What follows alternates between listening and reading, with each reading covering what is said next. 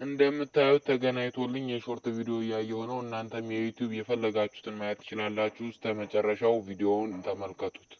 ዛሬ ማሳያችሁ ነፃ ኢንተርኔት እንግዲህ በጣም አሪፍ ነው። የዩቲዩብ ቪዲዮ የሾርት ቪዲዮ እንደፈለጋችሁ ማየት ትችላላችሁ። የትም ሀገር ሳኡዲ፣ የትም ሀገር ብትሆኑ መጠቀም ትችላላችሁ።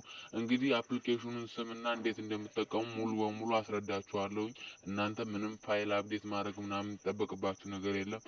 መጀመሪያ አፕሊኬሽኗ እንዴት አድርጋችሁ እንደምታወርዱ አሳያችኋለሁ። መጀመሪያ ከማውረዳችሁ በፊት የማደርገውን ነገር ልብ ብላችሁ ማየት ይኖርባችኋል። አለበለዚያ አይሰራላችሁም።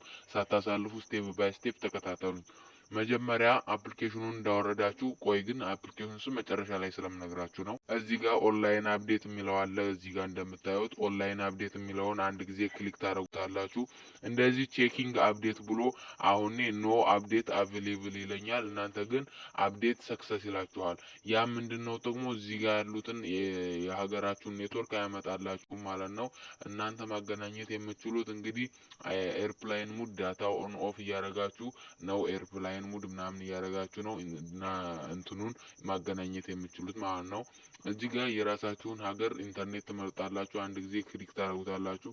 እኔ ግን አሁን ስለማያስመርጠኝ እሱ ጋር ነክታችሁ የኢትዮጵያ ባንዲራ ከሆነ የሀገራችሁን ባንዲራ ታደርጉታላችሁ።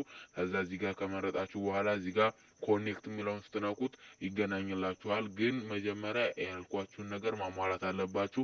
ኤርፕላይን ሙድ ዳታ ኦን ኦፍ ማድረግ አለባችሁ።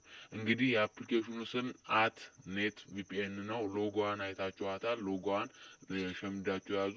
ፕላይ ስቶር ላይ ታገኙታላችሁ። ቀጥታ ከፕላይ ስቶር ላይ ዳውንሎድ አድርጉት።